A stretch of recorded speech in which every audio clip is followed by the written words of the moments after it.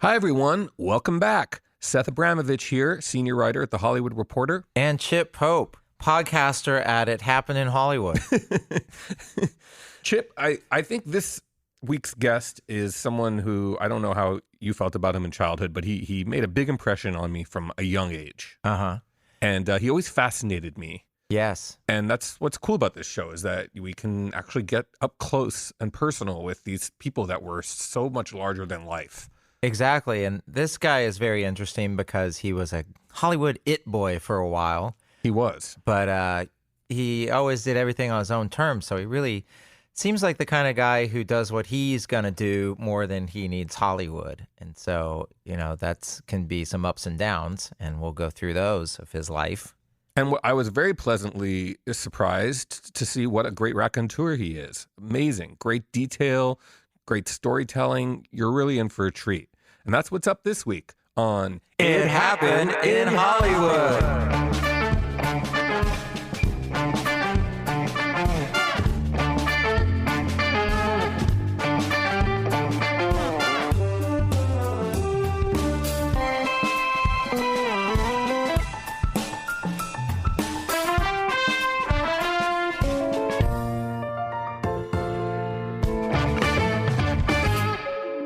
So it's 1979. Disco is raging and Hollywood is throbbing with excess and fun and good times. Cocaine. And beautiful people. One of our favorite periods to return to.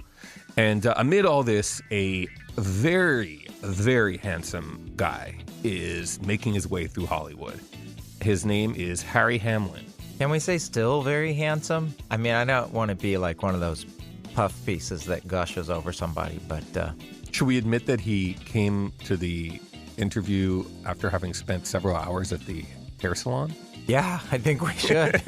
It showed. He had been there for several hours, but he looked great. I've always been a huge Harry Hamlin fan, reaching all the way back to Clash of the Titans, right? Which just was a big deal to me as a kid. And apparently it came out on the same day as Raiders of the Lost Ark, which I didn't remember. Right, yes. One of those movies got overshadowed. But not to me. I liked Clash of the Titans. I liked all the special effects and the Medusa and the little wind-up owl. And yes. I loved all of it. And I especially loved Harry Hamlin. He just was an impressive man to me. And I was very impressed with him as a child. And then, of course, he went on to become a big sex symbol on TV in L.A. Law, which was required viewing at our house. And now he's known to a whole nother group of people. Right. As he put it, he's Mr. Lisa Rinna. To me, the least interesting right. chapter of his own career. But he was also amazing in Mad Men and stuff. And what we're going to focus on in this episode is really when he launched. And he did back-to-back. He did Clash of the Titans, which did pretty well. It didn't make him a superstar, but it was well received considering it was up against Raiders of the Lost Ark. And then he followed it up with Making Love. Wow.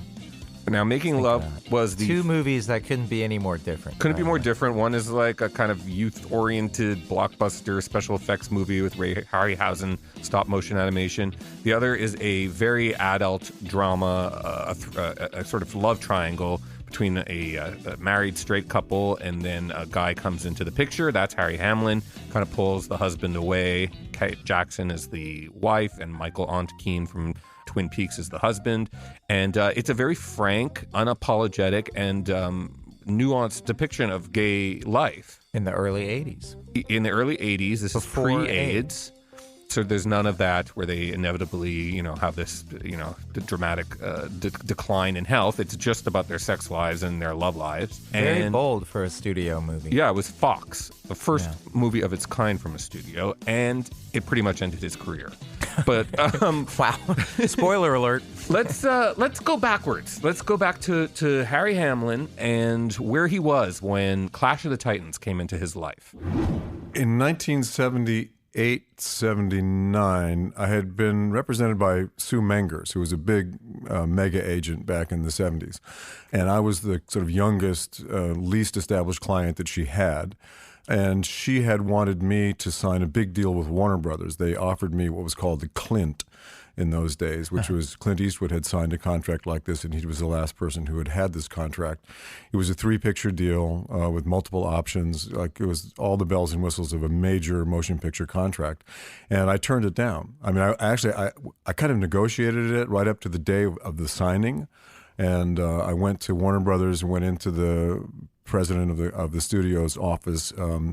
His name was Robert Shapiro, no relation, but he and Warner Bros. Had offered me this huge contract, and I walked into the office, and all the big suits were there, and my agents were there. Sue was not there. Sue Mengers wasn't there for some reason, but I knew what movies they had wanted me to do, and I had a kind of mole on the inside of Warner Bros. Who'd given me the scripts, and one of them was called Greystoke. Which was about Tarzan, and they wanted me to be naked swinging through the trees for the first 45 minutes of the film. And the other one was called First Blood, and they wanted me to be naked on a motorcycle for the first half an hour of the movie. They knew that I had done Equus up in San Francisco, where I had to be fully naked on stage, fully frontally nude naked. So they thought, well, here's a guy who doesn't mind dangling his thing around. So maybe, he'd be the guy for these 2 projects. And I didn't like the scripts. As a matter of fact, Robert Towne had written Greystoke, and he'd taken his name off of the script. I guess at some point he decided he didn't like it. But so halfway through the meeting, when I was supposed to sign this big contract, I just up and left and said, I'm not signing it. And Warner Brothers, the guy, Robert Shapiro, turned to me and goes, "You're not signing the contract?" And I said, "Well, I don't feel like it." And he said, "Well, okay, well, we like you enough as an actor that with or without a contract, we will continue to work with you." I walked off that lot and didn't step foot on the Warner Brothers lot for 13 years after that. So they were mad. So, well, I don't know. I mean, they had all kinds of ads out for Academy Awards for this movie. I'd done movie, and then, so the Hollywood Reporter had the back page. We had my picture on it and stuff. And as soon as I walked out, all those ads disappeared. They pulled the campaign.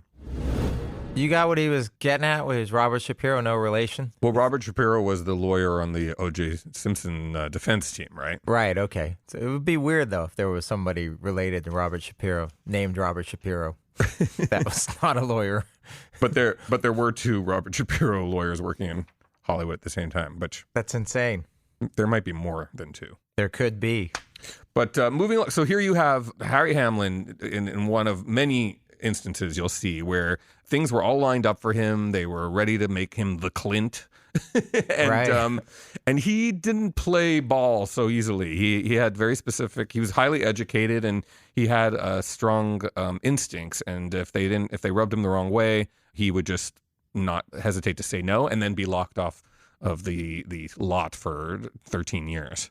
Right. And you got to admire a guy like that, because in current Hollywood, a guy that would look like that, it would just all be about, help me. What can you do for me? People would do anything, I think. I like his integrity. Yeah, that was back in the time when selling out was a thing. That doesn't exist anymore. Right. All right, so Sue Mengers, who is a legend, she was played by Bette Midler on Broadway in a play.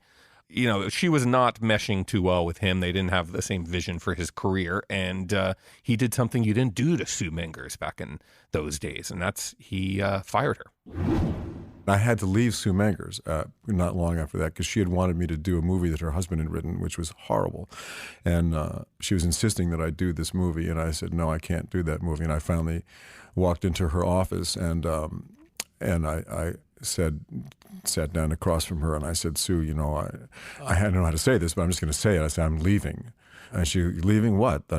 She said, and I said, I'm leaving. I'm moving on to another agency. I can't. This is not working out because the karma here just isn't right. And she said, karma. What the F is karma? And she punched it into her phone to her assistant, and she said to her assistant, Michael, get my psychiatrist up here right now. I need him here in 10 minutes. And I didn't wait around 10 minutes for this shrink to get there. I up and left. And I don't know if I was the first and only person who ever left her, but the karma was definitely not working. We were just oil and water, she and I. So there he left her. He left Warner Brothers. He's burning bridges left, right, and center. But, just doing it in style, I feel like he just does that by walking along the beach without any shoes on in linen, It's just like, yeah, I'll leave them. I'll leave her.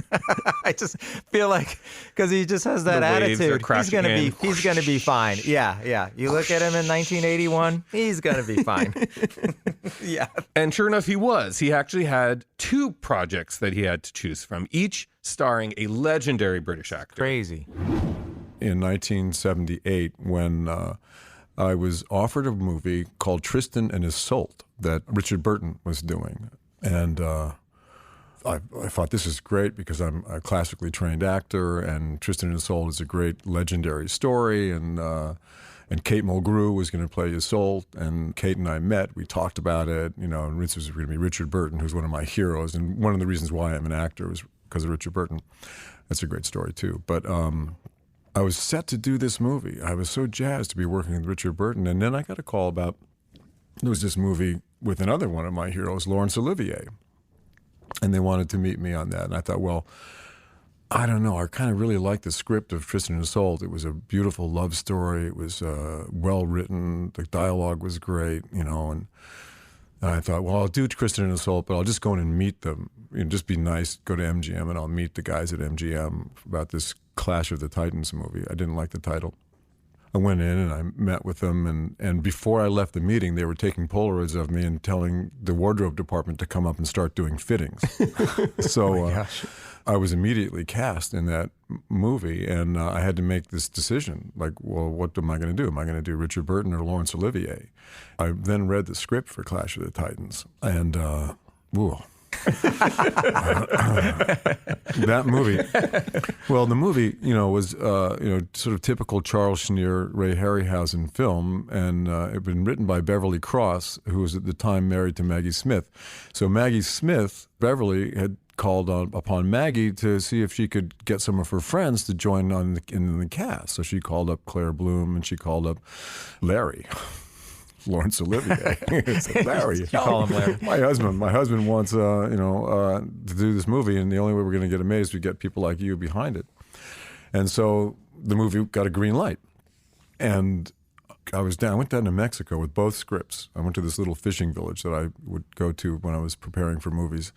And I had the Tristan and Isolde script in one hand and the Clash of the Titans script in the other. And I had my journal with me as well. And I have the journal entries still, like, oh my God, can I really do this movie, this Clash of the Titans movie?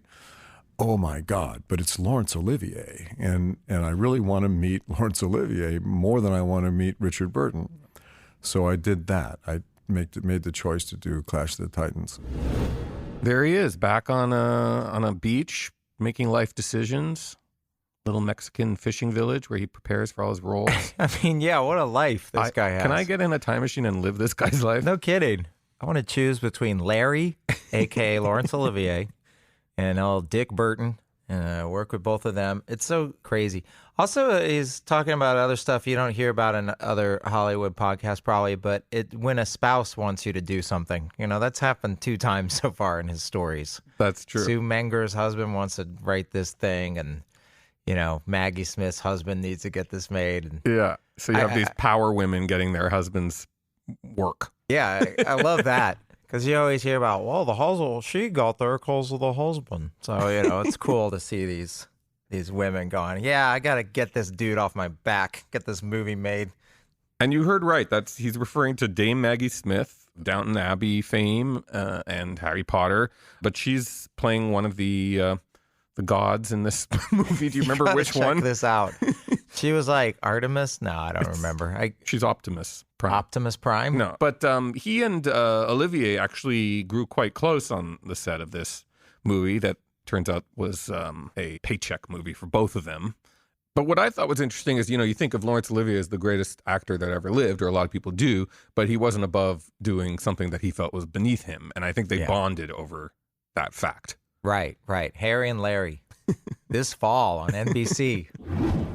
I got to know Olivier pretty well during the rehearsal process. And of course, being a young actor, I wanted to find out all of his secrets, So I would pull him aside and I would say, excuse me, Lord Olivier. And he'd say, oh, my boy, please don't call me Lord Olivier. It's Larry.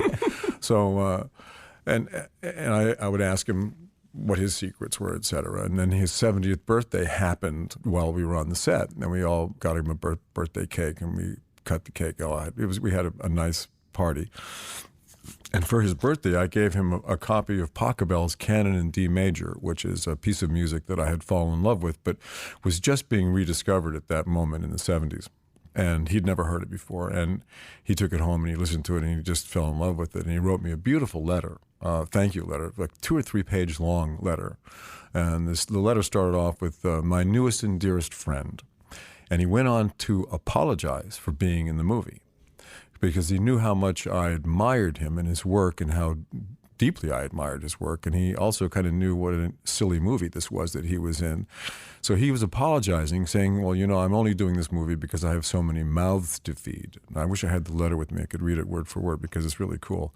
But he was basically apologizing for being in the movie that I was the star of. And I've always wondered whether that was a letter that I want to show people or whether I want to hide in a drawer somewhere. I'm not quite sure. So he's making the film, and what's interesting is that one of the other actors in the film who plays Aphrodite, the goddess of love, is Ursula Andress, the first Bond girl, right? Dr. No.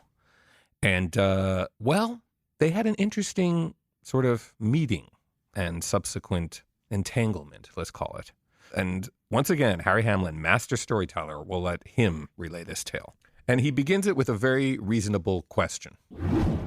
I asked myself, why did my parents give me a subscription to Playboy when I was 11? Oh, good Lord. A 5-year-long subscription to Playboy. I had never asked for such a thing, but it just happened to be under the Christmas tree when I was 11 years old. So I had seen Dr. No, I think, when I was a kid, and I had seen pictures of Ursula in Playboy. And for some reason, the very first dinner that we ever had together in London, when I got there, when the cast and crew got together for a big dinner, I was placed next to Ursula. 30 people at a table, but I was placed next to Ursula, right? So being, young and impressionable, but not having ever found her to be particularly attractive, I still was in awe of this movie star that I was sitting next to, and I didn't know quite what to say, and I'm sure I put my foot in my mouth many times. And then that was it. I didn't see her again. She shot on a different soundstage with the gods and goddesses and all that. And then when I got to Rome, I think maybe 2 or 3 weeks later, we were shooting in Italy. And I was staying at the Hotel della Ville, which is on the Via Sistina. And at 3 o'clock in the morning, on a Sunday morning, so it was after Saturday night, no work that day, the phone rings in my hotel room. And I pick it up, and I'm groggy, and I hear this voice. Harry, it's Ursula. I had a dream about you. I live right down the street on Via Sistina. Would you like to go to the flea market in the morning and have breakfast? Oh, yeah, sure, okay, yeah, fine. And so we met up the next day, and we went to the flea market and had breakfast. And she had a bright metallic blue dune buggy that she drove around Rome. And, of course, she wanted to be very low key, right? So wow. We hopped in this dune buggy, and of course, everywhere that dune buggy went, it attracted a crowd, and that's of course what she wanted. And we went around town that day, and then she invited me to her apartment for dinner that night, and she cooked. She's a fabulous cook, and cooked dinner. And I think maybe 2 months later, we were going down the Nile in Egypt, and we had gone to the Cairo Film Festival when she discovered that she was with child. Wow. And that's your son. My son, Dimitri, yeah. Wow. A beautiful boy. Very proud of him. You never married, or? No, I did ask her, and there was some tax complication for her. Why she said no? Exactly. She'd break this to you in the dune buggy? No, but she's lovely, and I still talk to her quite often. Oh, Harry. What a life. I know. By now, if you've listened to any of this and you're not jealous of Harry Hamlin, what's wrong with you? Because this guy I should known also how to live. say that his voices, his impressions are really great. I Yes. loved all his accents, and I think Ronan Farrow now has some competition on the accent front. Oh, yeah. If you've listened to the Catch and Kill on audiobook, Ronan Farrow does Rosie Perez and other He does? odd accents. Yeah. I haven't heard. He's like, It's quite interesting. Mookie, why you gotta do? I mean, he's doing that? Yes. That's crazy. But okay, so we got a little bit off track, but so they're still making Clash of the Titans. He's making other things. And he's not getting along so well with the producers, Ray Harryhausen, the legendary stop motion effects guy. You'd think, he'd be their golden boy, but he's always quite stubborn. And so here he explains where things started to fall apart with his relationships on the film. A couple of things happened on the set. There's a scene in the movie that is somewhat iconic, and it's when Perseus cuts the head off of Medusa with Amazing a sword sequence that he's been given by Zeus, right? And I went to Yale and I studied, my degree is in psychology and my degree is in Jungian psychology, and Joseph Campbell, who was the great mythologist, he had been a hero of mine, Joseph Campbell, and my professor, Jungian professor at Yale, was the head of the Jungian Institute. And I did my thesis on myth and drama. So I knew very well what the myth was. I knew very well, and we meg on the myth in a few places, but this was one place where the myth was, where we were true to the actual myth, where Zeus does give Perseus these gifts, and one of them being a magical sword, and he does cut the head off of Medusa by using the sword as a mirror, or the shield as a mirror, so he doesn't have to look into her eyes, and he cuts her head off, because if he looked into her eyes, he'd be turned to stone. So that's all fine and good. We get to Malta, where we're shooting this sequence, the Medusa beheading sequence. And we're shooting outside of Valletta in a forested area where there's a warehouse that they've converted into the set. And I'm in a trailer. It's one of those trailers that gets pulled. It's an actual trailer. It gets pulled along behind a truck. One of those round things, with a door on the side of it. So I get there in the morning, and the PA comes over and he says, there's been a change. We got a telex overnight that you can't cut Medusa's head off with a sword anymore, because that will get an X rating for violence among kids in England. Apparently, you could get an X rating for violence in England, and they thought, well, if they get this X rating for violence because of the sword and the head and all that, they'd millions of dollars they would lose, because there would be an entire segment of the audience who couldn't go to see the movie. So they said, you can't cut her head off with a sword anymore. And I kind of scratched my head and I said, well, what? Her head's got to come off. That's the whole story, right? And they said, oh yeah, we got it all figured out. You're going to take your shield, right? And without looking at her, you're going to throw your shield like a frisbee, and it's going to hit the wall, and inadvertently your shield is going to slice her head off. I thought about that. I tried to visualize that for a minute. And I said, well, okay. But you're just going to have to find somebody else to finish the movie, because I quit. And I went into my trailer and I closed the door, and it was a really hot day in the summer, and they unplugged all the electricity to the trailer, and it became the standoff. Now, this is before cell phones, and we were far off in the woods, so they had to get in a car and drive to the nearest payphone to call London to tell them that their actor was being recalcitrant and was quitting the movie. And I was like dead set. I was going to fly home. I was going to take a taxi, get a ride into town, get on a plane and go home. I said, I'm not finishing this movie if I can't cut her head off with the sword. And they started sending emissaries into my hot dressing room. They sent, like, the director of photography came in to try and convince me, we're losing the day, come on, you got to do this. And every time they sent somebody in, by the time they came out, they were on my side. So, so finally, like at about 3:30 in the afternoon, now the director was now on my side, but Ray Harryhausen was not, because Ray was really into money. He wanted to make the most money out of this as possible. And I was into making a great movie, and the two things with commerce and art were kind of clashing at that moment. That was a clash of the titans, I think. So So I finally won the battle. What could they do? I mean, either actor was going to quit, and I was going to quit, or they had to let me cut her head off with a sword. But by then, we used up most of the day, so they couldn't really, all the angles that they wanted to shoot of that scene, they didn't have time to shoot. So if you ever go back and look at the movie, you'll see that all they did, I'm standing against a pillar, and they only had time to put the camera on sticks and move it 5 feet, and then shoot some footage, then move it 5 feet and shoot some footage. That's how they built the tension, just by moving the camera closer and closer and closer to me, till finally it was an extreme close-up on my eyes. And then, I cut off nothing. There's nothing there. There's no Medusa there. It was just air. So I cut her head off with a sword. And, they were really, really mad at me for that. And Ray Harryhausen didn't really talk to me for the rest of the movie, and Charles Schneer didn't talk to me for the rest of the movie.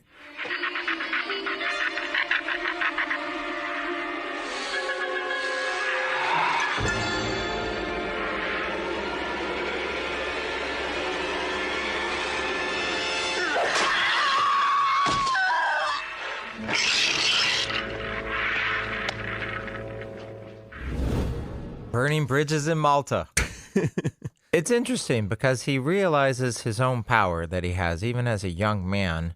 And if he doesn't like it, he's going to walk. In the people that we've interviewed on this show, it's always like directors that seems like they're going to quit and not do it.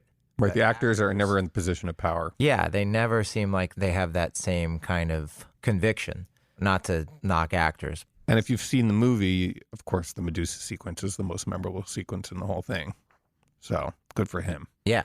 Now, not everything worked out for Harry in his life. Yes, he does have a charmed existence, but... One bad thing happened? Well, he was up for Raiders, actually. He was up for Indiana Jones. Yeah. And as we all well know, he didn't get it and went to Harrison Ford. But his story of auditioning for Raiders was pretty amazing. Yeah. So let's take a little detour from Clash of the Titans to talk about Raiders of the Lost Ark. Steven Spielberg had just created the Egg Company at Universal, and he'd built this new building that had an atrium in it with a tree in it and all that. It was like nobody had ever seen anything quite like this, but he had so much money, he could do anything he wanted. So I was called by my agent at the time, and it must have been Sue. It was either Sue or I went back to Susan Smith. It could have been either one of those agents. And they said, Steven and Lucas would like to see you for this movie that they're doing together. And they'd like you to go to the Egg Company at Universal, and they can't give you the script, but they'll give you some sides when you get there, and you'll read a scene when you get there, and they're gonna pair you with somebody because they want to see your chemistry with another girl, right? So I arrive at the Egg Company. I come in, and Why do you call it the Egg Company? that's the name of his company. It was called the Egg Company before he created Hamlin? Hamlin. Oh, okay. It was called I didn't the know Egg that. Company. So I was introduced to Stephanie Zimbalist, Ephraim Zimbalist's daughter, and she and I were paired together to do the reading together. And Stephen was there, and Stephen, he was very gracious, and he said, Stephanie and Harry, listen, I'm very sorry, but Georgia is going to be late. I'm terribly sorry about this, but I hope you have some time this morning because George is going to be probably about an hour late. And he said, listen, George loves chocolate cake. So I've built this kitchen here in my new building, and it's got everything in it. And I hate to ask you to do this, but could you just wait for an hour till he gets here? And while you're waiting, could you bake him a chocolate cake? And I go, well, I don't remember if it was his birthday or not, or why we were being asked to bake a chocolate cake. But then we were deposited in this immaculate kitchen that had, everything was in the cupboards. And Stephen said, by the way, everything you need to make a chocolate cake is here. And The Egg Company, of course. And he might have even preheated the oven first. I don't remember that. But then he walked out. He just left us there. It was just me and Stephanie in this room. This big island in the middle of the kitchen and all these cupboards that were closed. And I said to Stephanie, have you ever baked a chocolate cake? And she goes, no. And I said, well, I've never baked a chocolate cake. How do you bake a chocolate cake? You know, and we started opening cupboards, and sure enough, one cupboard would have some flour, another one sugar, and then the refrigerator had milk and eggs, and, you know, there was an egg beater, and there was all the bowls and all this stuff. You know, I mean, it's like, well, all the stuff was there, but there was no recipe. Right? So we were in there, you know, banging around, pulling stuff out of cupboards, like looking at boxes to see if there was a recipe anywhere, you know, and not knowing what we were doing. I started talking about my friend Amy Irving, who was in New York doing a play at the time on Broadway. And our friend group that I was involved with was very close with Amy. And we were getting hints from Amy that, you know, she was a little upset by this guy who was stalking her, this director, Steven Spielberg, who was coming to New York and like showing up at the stage door. And I'm telling this to Stephanie the whole time. Like, my friend, you know, Amy's like, she's not very happy with this guy because, you know, he's like really kind of bugging her, you know, I'm going on and on about it, you know, and then finally the door opens and Lucas comes in with Spielberg and they say, oh, so sorry, you're late. Now, we never finished making a cake. So we then go in and we read a couple of scenes from the script and we leave. And we didn't get the part, obviously. And this was 1978, mind you. Okay, so VHS hadn't even been invented yet. You know, you couldn't go into a store and buy a video camera. The whole idea of videos being around were kind of like no one would ever think or imagine that a room had been completely bugged with video cameras and microphones to find out what our chemistry was like baking the cake. So I can only conjecture this at this point because no one has ever proved it, but if George Lucas and Steven Spielberg weren't sitting in an office watching the entire thing, I would eat my shoes. Has to be. As a result of me bad-mouthing Steven around the whole Amy Irving thing, whom he later married but then divorced, I have never worked for Steven Spielberg, nor will I ever work for Steven Spielberg. Wow.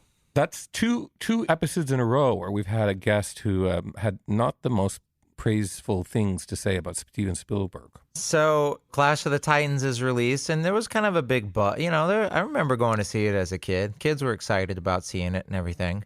Yeah. But, you know, it didn't do Raiders of the Lost Ark numbers. That's for sure. So Harry Hamlin was offered all kinds of parts. Could probably do most any kind of thing he wanted to at this point. But he's ever an iconoclast and a guy who kind of bucks what was expected of him. So he looks for some kind of smaller, more challenging movie to do, and he finds one.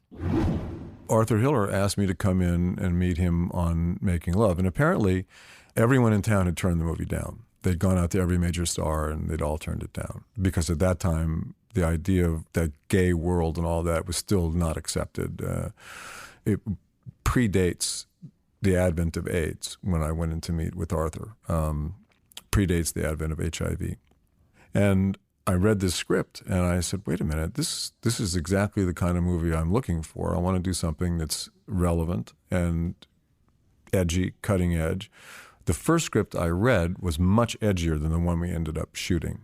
The studio began to get cold feet about the original script, which was really edgy and had like some phone sex in it. I mean, when I say phone sex, not the kind where you're talking on the phone, but where you're using the phone. Okay. Oh, okay. Wow.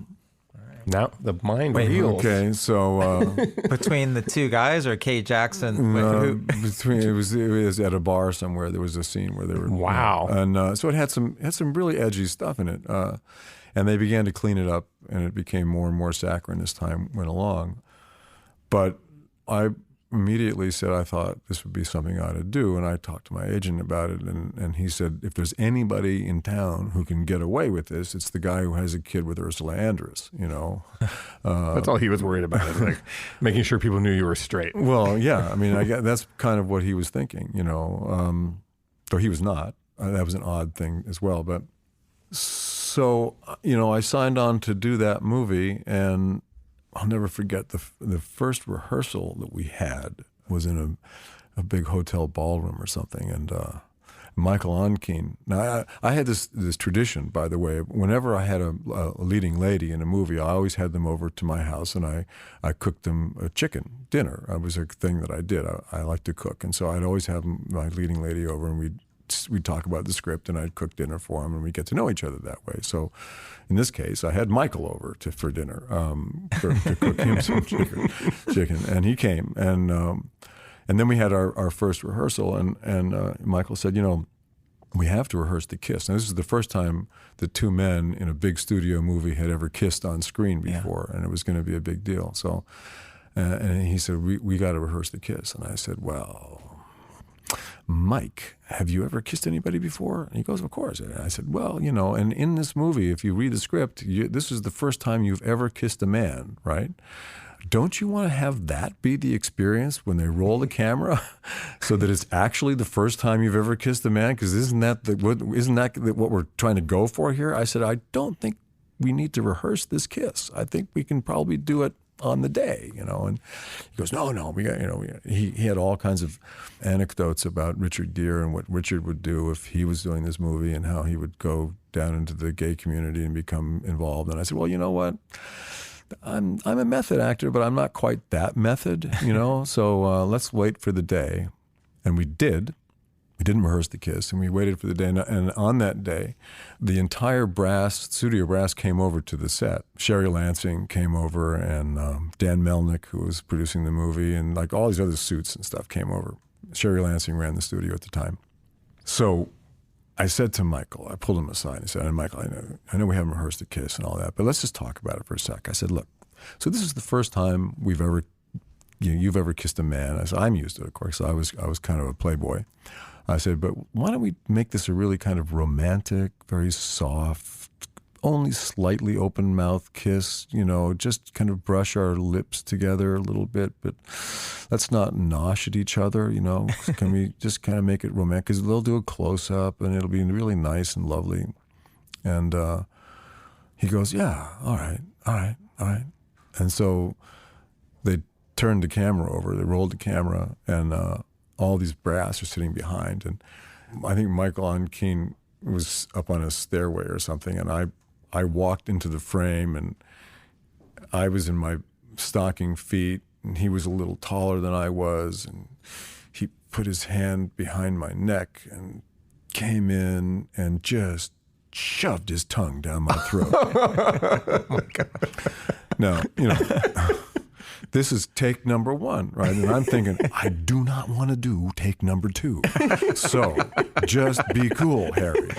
Like go with it and like imagine that everything's cool here, no problem. And I just, the whole time I'm thinking, just don't do take two, whatever you're doing. So unfortunately, we did do take two.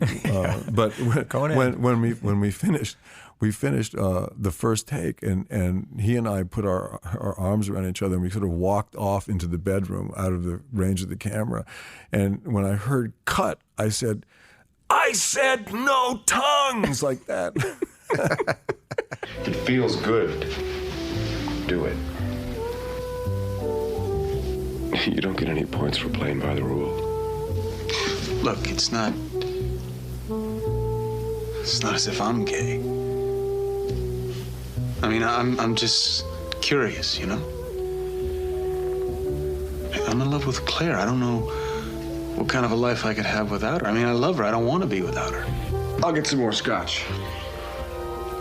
Physician, heal thyself. Hey. Are you sure you want to spoil the mystery? Wow, how gross. Michael Onkeen and Harry Hamlin French kissing. Yeah, right? Disgusting. Or maybe no one wanted to see that. Well, everything I always dreamed of. Yeah. As a kid. Calm down, Seth, for one thing. That's how sort of in your face the movie was, though. There was kissing and intimations of sex. More than and that, yeah. Another really interesting thing is that there's a scene in this movie that both caught us off guard. If you watch it, there's a version on YouTube. I don't know how much longer it'll be up there, but if you want to watch it, where Michael Onken's character, who's a doctor, that's how they meet. Harry Hamlin's character, who's a writer, comes to, there's a strange bump on his neck. And if you've seen any gay movies, you know, from the 80s on, basically that's leading into the inevitable AIDS diagnosis. Right. But that's not what happens in this scene. No. Hey, Doc? Mm-hmm. As long as I'm here, could you take a look at something over here? Sure. This is something that I saw the other night.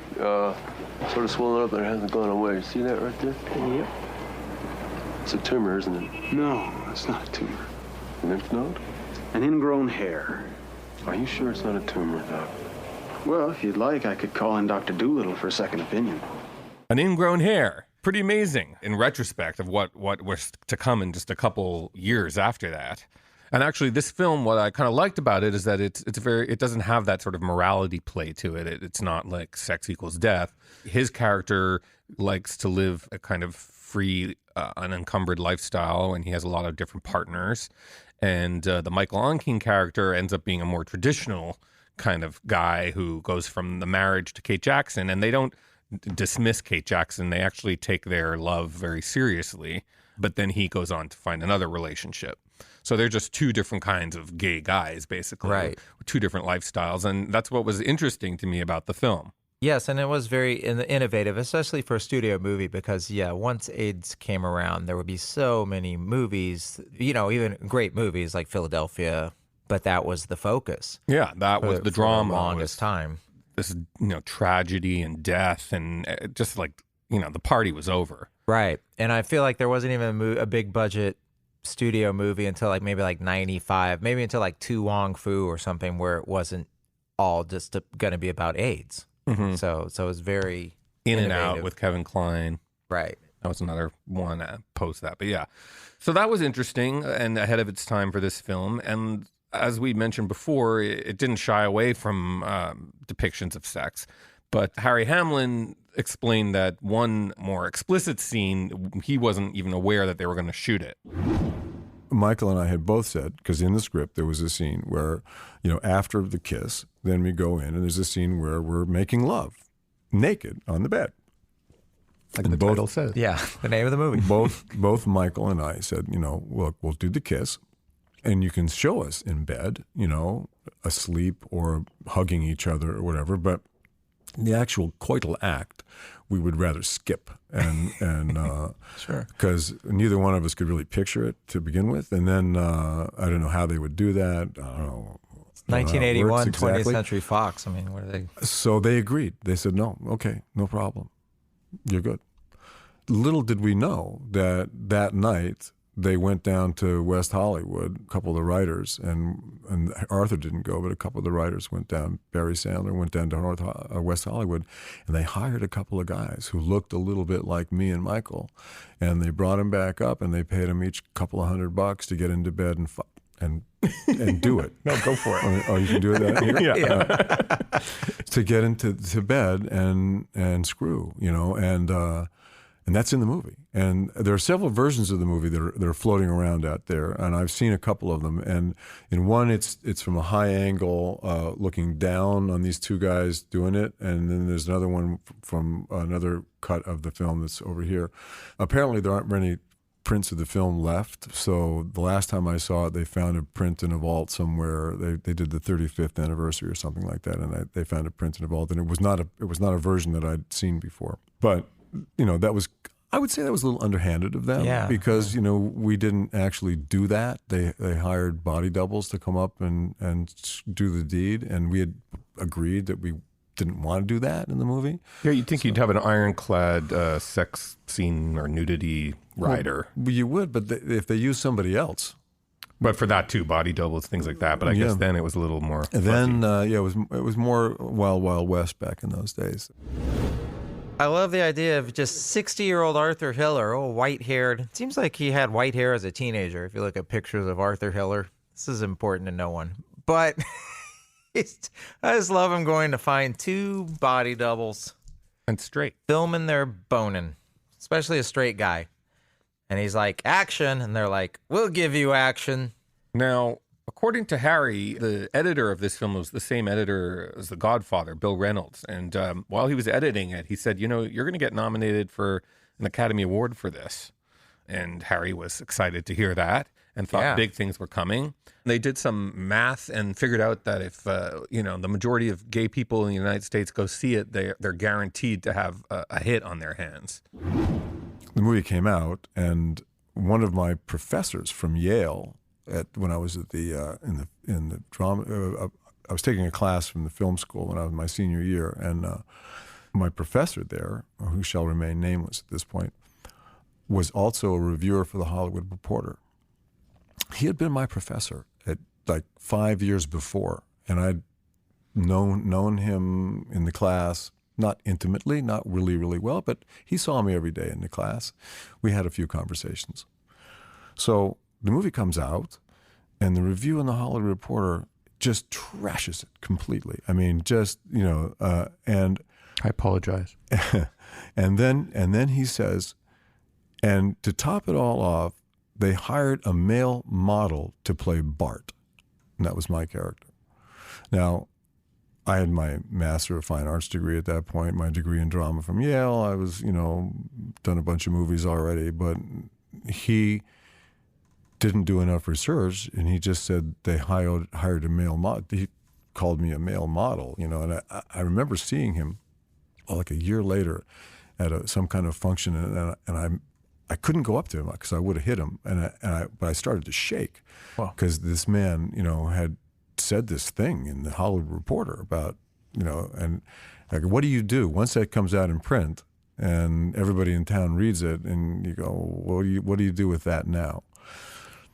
But just overall, in terms of the way that film was received, it was too early. It was like 10 years too early, I guess, and it completely ended my career.